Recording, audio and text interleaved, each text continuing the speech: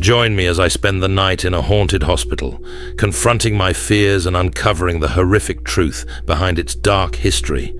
Hospitals are places where people get better, heal, and recover from illness and injury. But what if I told you that there are hospitals that are not just places of healing, but also places of horror? Places where the veil between life and death fades, and where the living are not always welcome. Tonight, I will share a terrifying true story that will make you question everything you thought you knew about the world of medicine. In the sleepy town of Ravenswood, there stood an old hospital that had been abandoned for decades. Locals whispered of strange noises and unexplained events that drove hospital staff and patients away. They spoke of disembodied voices, ghosts, and unexplained phenomena that defied all explanation. But one thing was sure. Something was very wrong with this hospital. The townspeople avoided it, like the plague, and those who dared to approach often witnessed strange and terrifying events. People reported seeing the ghost of a young nurse walking the hallways, her eyes pitch black and her face twisted into a creepy smile. Others claimed to hear the sound of children crying and laughing, even though the hospital had been closed for years. Then there were rumors of an evil entity roaming the hospital basement, one so cruel it would drive anyone who crossed its path insane. Despite the warnings, a team of paranormal investigators explored the hospital, determined to uncover the truth behind its dark history. They set up their equipment to capture evidence of the reported paranormal activity. What they captured would change them forever. The hospital's history was shrouded in mystery, but investigators soon discovered it was built on top of an old cemetery. They spoke to former staff and patients who shared their own terrifying experiences with the entity.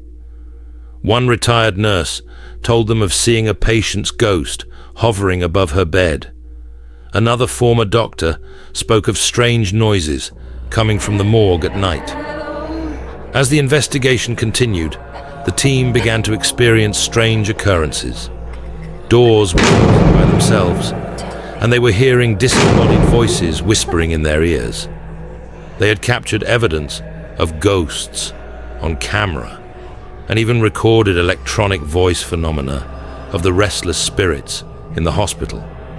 But nothing could have prepared them for what was about to happen next. It began with a faint whisper in the audio recordings, a soft, husky voice that seemed to be saying something. But when they listened closely, they realized the voice was saying one word, over and over: "Get out." The team was shocked, but they knew they had to investigate further. As the paranormal investigators continued their night in the haunted hospital, something unexpected happened, something none of them could have prepared for. It was just after 3 a.m., the witching hour, when the team decided to investigate the hospital basement, where the most disturbing reports had come in.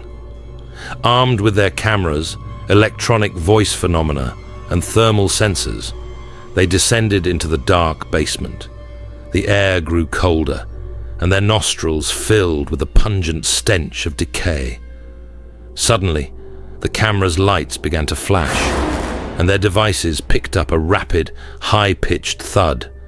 One of the detectives, Lauren, froze when she felt something pass her by.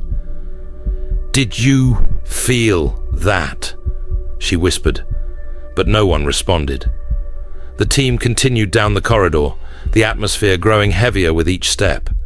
Then faint sounds, like footsteps on the floor, began to echo through the hall. The detectives stopped, their breaths catching in their throats. The noise grew louder and closer. Suddenly, a door slammed behind them, trapping them inside the vault. Then, the cameras shut down one by one. Panic set in as the temperature dropped rapidly. A deep roar echoed through the vault, The smell of rotting flesh became unbearable. The team frantically tried to open the door, but it was blocked. One of the detectives, Tim, felt an icy hand grab his arm. He screamed in terror as he was dragged into the darkness, disappearing before the others could react. The air was filled with a faint muttering, "Leave, now." But there was no way out. The evil force that had haunted the hospital for decades had finally claimed its victims. As the remaining investigators tried to escape, they felt invisible hands grabbing them. The black-eyed nurse appeared before them, her face twisted into a terrifying smile. Her voice was low, but her words were clear. "You should never have come here." The team's equipment was found the next day, but none of the investigators were seen again. The town of Ravenswood permanently closed the hospital, and no one dared to enter its halls again. But locals say that on certain nights, you can still hear the desperate screams of the investigators echoing through the dark. Life and death gives me chills. But what really terrifies me is the realization that there are places like this out there. Places where the veil between life and death is blurred.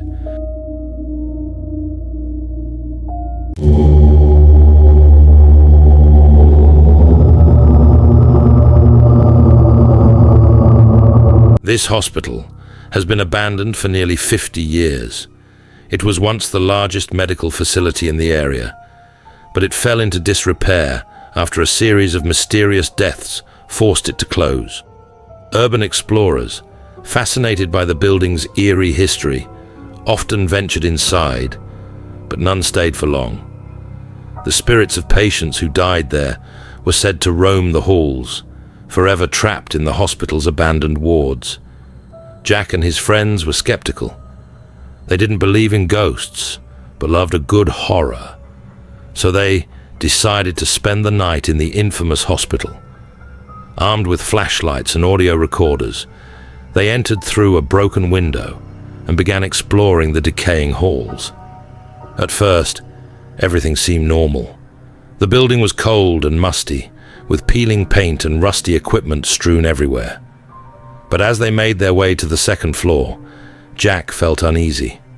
His flashlight flickered, and the air around him grew thick and heavy. "Did you hear that?" "I'm not here," one of my friends asked, pausing. It sounded like faint whispers coming from down the hall. Jack pushed them away into the wind, but the whispers grew louder, like someone was calling them. The group continued nervously, heading toward the old children's ward. The moment they entered, the temperature dropped. A row of old, rusty hospital beds lined the room, and strange, childlike drawings covered the walls. Then Jack saw a shadowy figure standing in the corner, watching them. His heart raced as he turned his flashlight on it, but nothing happened. Suddenly, the room filled with children laughing, quietly at first, then louder and more menacing. The door closed, and the room went dark. The laughter now mingled with screams of pain and terror. Jack felt something touch his leg, but when he looked down, there was nothing. Then, one of his friends screamed as a cold hand grabbed her ankle, pulling her toward the door. They panicked to pull her back, but the force was too strong. She was gone. In the corridor, her screams echoed throughout the hospital. The rest of the group ran, desperately trying to find a way out. But the hospital had changed.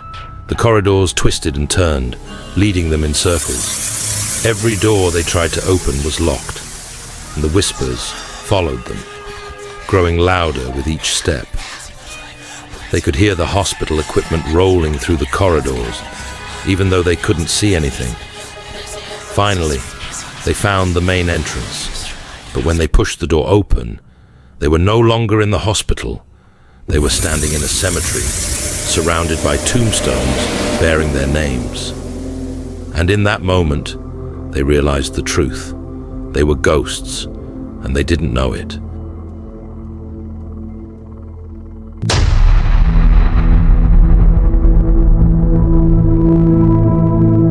The General Hospital was once a state-of-the-art hospital, but after a series of unexplained deaths and disappearances, it was abandoned and closed.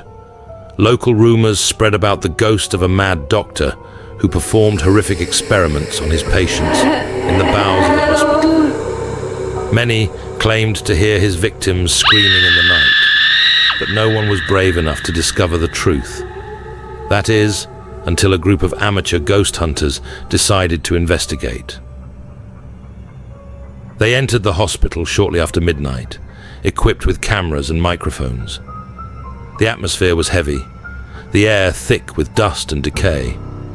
They set up their equipment in the operating room, where the doctor was said to have performed his last horrific surgery. While filming, strange things began to happen. The operating table creaked, and old surgical instruments vibrated on their own. A scalpel fell from a nearby tray, landing on the floor with a sharp thud. The temperature in the room dropped, and one of the ghost hunters, Sam, felt a sharp pain in his chest, as if someone was cutting him. Panicked, they tried to leave, but the door wouldn't budge. The lights flickered, and the sound of footsteps echoed through the halls. Then they saw him, the ghost of a surgeon, his eyes sunken and his hands covered in blood. He moved toward them, scalpel in hand. Sam collapsed to the floor, clutching his chest as the others screamed in horror. "You're next," the surgeon echoed through the room. By morning, the authorities had found the team, but only Sam was alive. He was covered in deep surgical wounds, as if someone had tried to operate on him. He couldn't remember anything, except the surgeon's cold, lifeless eyes staring back at him, promising that the procedure wasn't over yet.